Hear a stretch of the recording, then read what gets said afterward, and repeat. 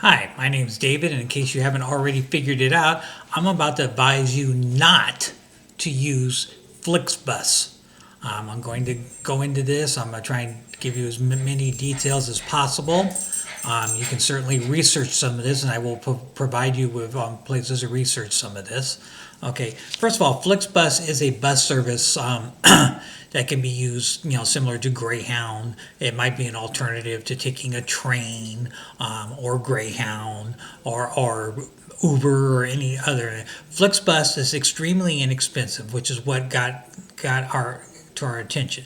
But let me go back to the original story. My wife was planning a trip from where we live in Southern California to visit family in Northern California, near the San Jose area. Um, and after doing some investigations on seeing, what would be her best option to do that, FlixBus came up as the cheapest option, and it was extremely inexpensive. We made made some phone calls to verify things and all that. Found out we could only book the tickets online. Um, and we actually booked the tickets with the assistance of a FlixBus person on the phone while we made the reservation. I'm saying that because that's going to come into play later. Um, Again, we did it with the FlixBus person on the phone, so everything should have been all right, and that was the beginning of our problems. Um, well, needless to say, we ran into several problems that I will go more into detail about. Well, let me do the details before I tell you some of the things I've done. What happened was we bought the tickets, um, and we bought them like a couple days, maybe a day before my wife was to leave. I noticed on the ticket I didn't see anything about a return trip. We had purchased a round trip ticket. The associate who my wife was speaking to, and actually we both were speaking to since it was on a speaker's phone while we were doing on the computer, had us click round trip. There's a little button up there to click. We clicked that. All right, and the round trip ticket was only an additional $4, so it was certainly a bargain rather than spending, I forget what the tickets were, like $80 or something one way. So it was certainly a big bargain there. Anyway, so we did that. I noticed there was nothing on there, but at that point in time, it was too late. We tried calling FlixBus, and they said there was nothing they could do because I guess the seats were all booked. And I said, well, we will have to figure out something. And they said they might be able to accommodate us or help us. And I said, okay, all well and good, because my wife was going to stay up there for a couple of weeks anyway. So on the day of our departure, her departure, she was going with our son. Our son is 18, so he's an adult. And by the way, this will come into play later. My wife happens to be disabled. She can walk, but she walks with a cane and cannot walk for very far or very long. Obviously, steps are a problem. So a lot of times we'll use a wheelchair. She has a mobility scooter, which she would not be able to take either on this bus ride. But she would, they said that the bus driver could accommodate her as long as she was there, one of the first to get on the bus. And they would, help her. They've taken people like that before. Again, that will come into play. So we arrive at the pickup destination, which, based on the way it was described, was on, we presume was on the campus of the university, a local university. It was not. It was outside of that in a barren, dark parking structure. Well, not structure. They call it lot. It was a parking lot. It had an overhang there, but there was absolutely nobody there. There was no guards. There was no people, no tower, no nothing. It was basically blank. And she was to be picked up around 8:40 p.m. that night. It was very cold that night, and around 9 o'clock, we're wondering what's going on. We called FlixBus and found out the bus was running late.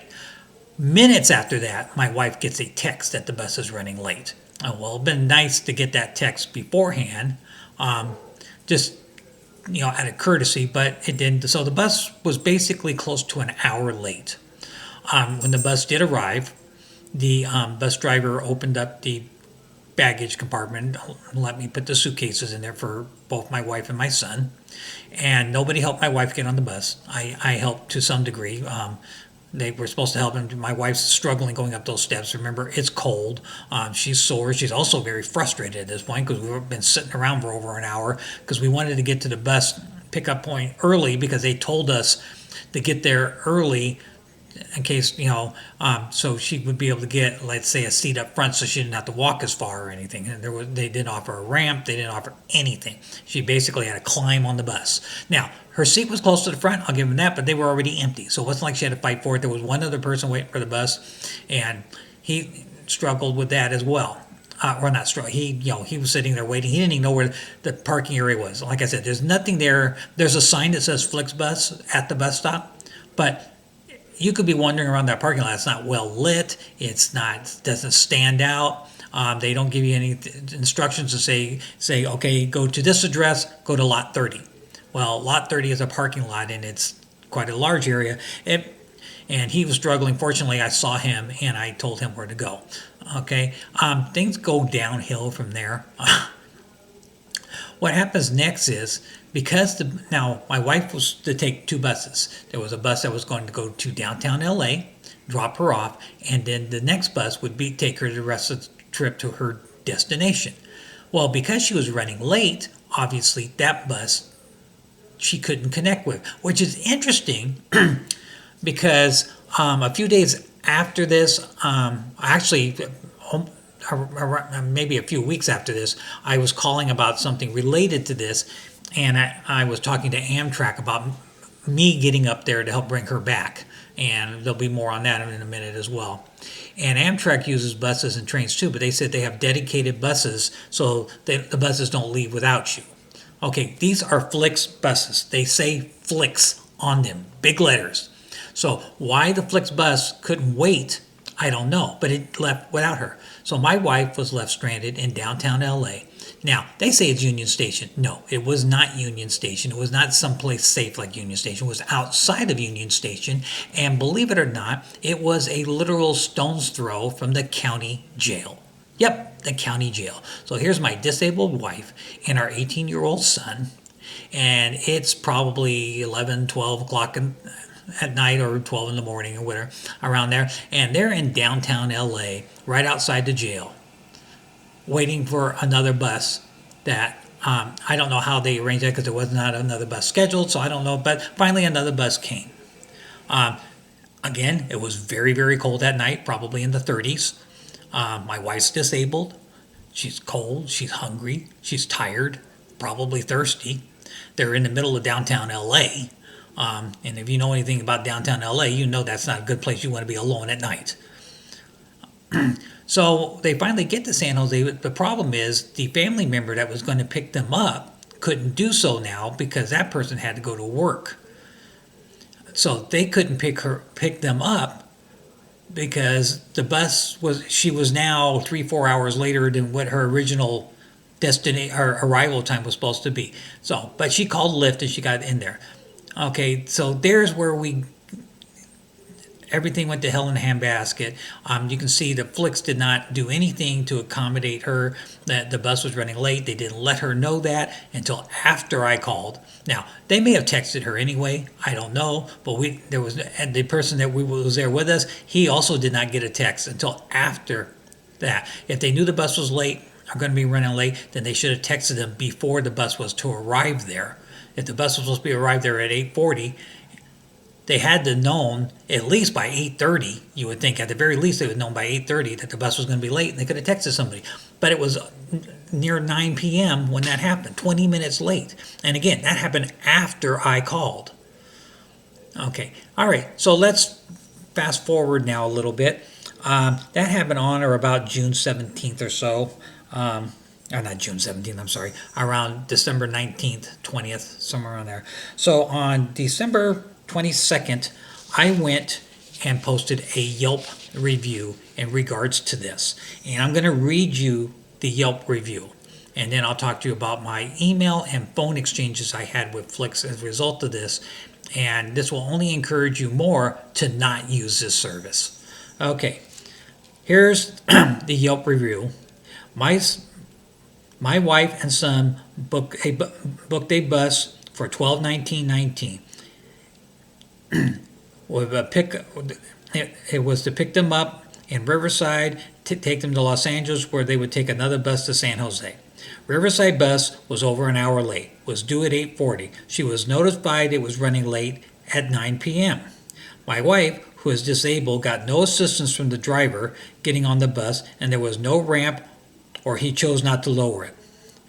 Bus, of course, arrived late to Los Angeles, so she missed her connecting bus and had to wait 2 hours in downtown LA, a stone's throw from the jail, for the next bus. She arrived several hours late in San Jose, and this could have cost her motel room, but she called ahead to explain. An email was sent to Flix. When they replied, they made excuses and gave half-hearted apologies. They offered her nothing in exchange for this. By the way, even booking the bus, they screwed up. Reservation was made online, but with a Flix employee on the phone to talk to her through the process. It was supposed to be round trip. When she printed the ticket, it did not say round trip, and I called the Flix, confirmed it wasn't. She had to make other plans now to return. Our advice is not to use Flix. Find other, more trustworthy means to travel. That was the Yelp review. Like I said, I had emailed them, and I got some half-hearted thing. Oh, gee, we're sorry that happened. That was about it. There was a reply on Yelp, and if you go to Yelp, you'll see this review, and you'll actually see where a person, and I'm going to say their name just because they post their name on Yelp. I'm not going to give you the person's full name because not that the person deserves any respect after this, but I'm going to give it to them anyway. Georgia sent a reply saying, "Oh, we want to make this right," and all that. And again, you can read the reply. I don't have it in front of me. And a email and phone call exchange happened. Now, one of the first things she says in her reply, and I want you to make sure you read the reply. The reply came on December 23rd. The reply mentions my mother. Okay, I read you the Yelp review. Nowhere on there does it say my mother. So clearly, Georgia did not read the Yelp review. She was just making generic, canned, prearranged responses in order to save the company who, if you look at the Yelp reviews, there's a lot of bad posts on there. So evidently, we should have looked. We didn't. That's on us. But evidently, they have quite a few problems. But again, clearly, Georgia did not read the Yelp review because at no time do I mention my mother. In fact, my mother's actually been dead now for a couple years. So I don't think she was riding the bus. I think she has better means of travel, and it's definitely better than FlixBus. So she didn't read it. So, but she asked for an explanation.